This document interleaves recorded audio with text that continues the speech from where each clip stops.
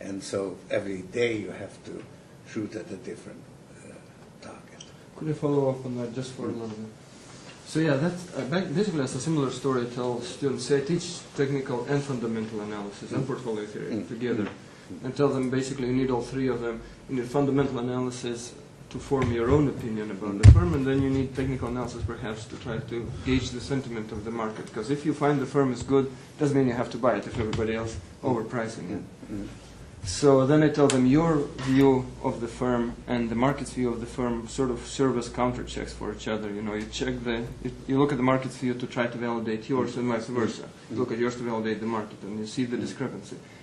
The problem that I have with this conceptual, my students have, is how do you know which view is closer to the true value of the firm? And how do you know which one of you, to you or the market, is in greater error? So you see discrepancy. This is where you need a thesis or a hypothesis. I use this term, sort of both terms, thesis or hypothesis, which you have to kind of formulate. That's why it's good to write a memo, or that's why, for instance, I used to benefit from releasing analyses, that forced me to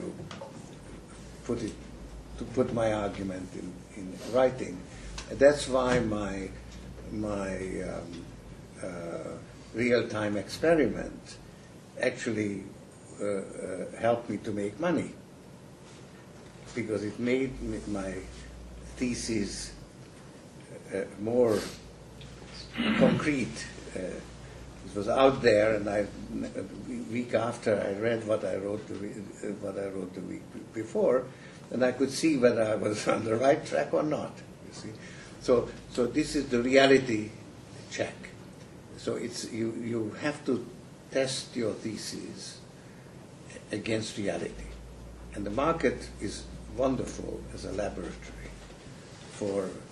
because it actually has a rather unambiguous character. Stock is either going up or down, and has a certain price, which is not something that you can have in politics or in dealing with history. History is more ambiguous, what the concept, how it's really playing out. So markets are an excellent laboratory for testing. And I think you said the right thing, that my approach is to have a view of reality and then expose it to reality. And then I can find out whether my view is correct or not. And if your view is, as a student, is constantly incorrect, then better choose another profession.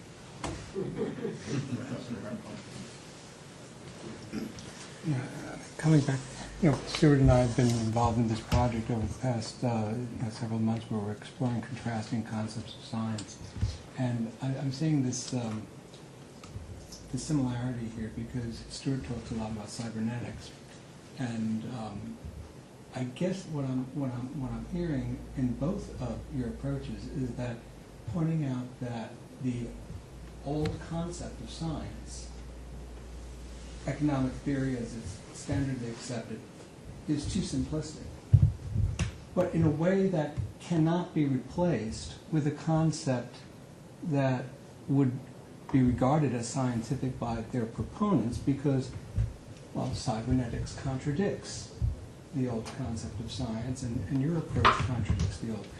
So it strikes me that, first of all, this may be a reason why standard economists may not accept, because it's not simply that you're proposing a new theory. Beyond the idea of reflexivity, there is not a theory at all from which you could then make predictions. What you do is you formulate a hypothesis. And so the concept of knowledge is really one of continual learning. And the old Aristotelian idea was that we're going to systematize our knowledge so that we could teach it. And what you're teaching were those general definitions from which you could derive conclusions, and that would give you certainty. And this is a very different concept of knowledge. It's not certain true belief. Rather, it's an evolving, ever-evolving learning. And so what you come out with is not the body of theory, but the person who has been informed by these experiences, who is better able to function within the situation.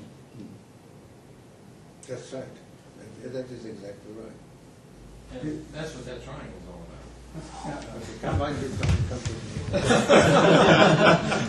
Mark and I have been going back and forth on this triangle for some time. Well, it's not this triangle. It's the 30 of them that you put together. I like to make diagrams.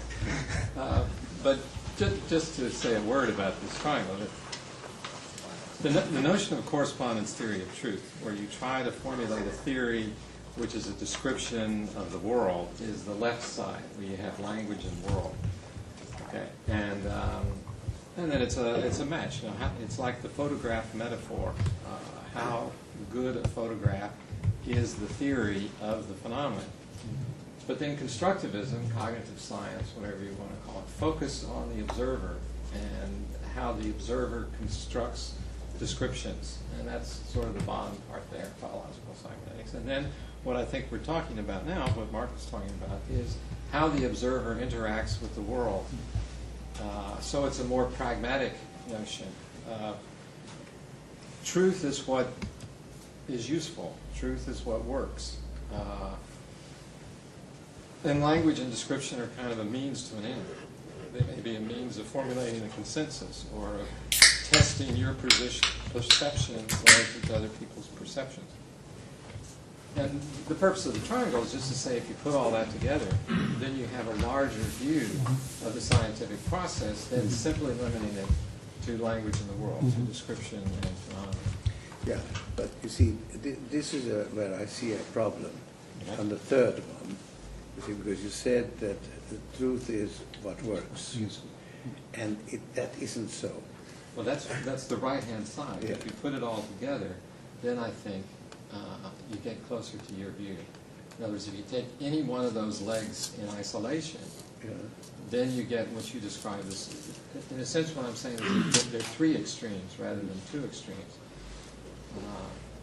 But if you combine them, you have a more versatile view of science. Isn't that what Mark was just saying, that it's these three things together in one person? Well, what I think is somewhat different. I mean, you know, we often hear that a new science can, the old science is reducible to the new science. It's not true. Newton's theory contradicts Bohr's theory. It's not that the two contradicts Einstein's theory as well. It's not that the two can be reduced to each other. They're fundamentally opposed. What I'm saying is that the idea of cybernetics, as I understand it, is fundamentally opposed to the idea of, say, positivist philosophy of science. So what happens is that when I hear you talk about cybernetics, I hear talk about the simplicity of the old model. When I hear you talk about reflexivity, I hear you talk about the simplicity of the old model. The axioms are false, it's too simplistic a view, it doesn't take into account feedback relationships, so on and so forth. And that is very good to know. It gives you courage to attack positions that are put forth by the old theory that you happen to disagree with. But it doesn't yield a theory in that sense. It yields a guess, a hypothesis that you actively test. And the concept of knowledge, I think, that is involved is the concept of the individual becoming a wiser person as he puts forth his hypotheses, tests them, sometimes have them slammed in his face, and so on and so forth. You see, I'd like to reconcile the two positions. I think it can be, because the old theory becomes a special case within a new theory. So let's say Newton physics is a special case in Einstein's theory. I don't know the details, but that's the way it is. And I think that classical economics is a special case within this theory of reflexivity.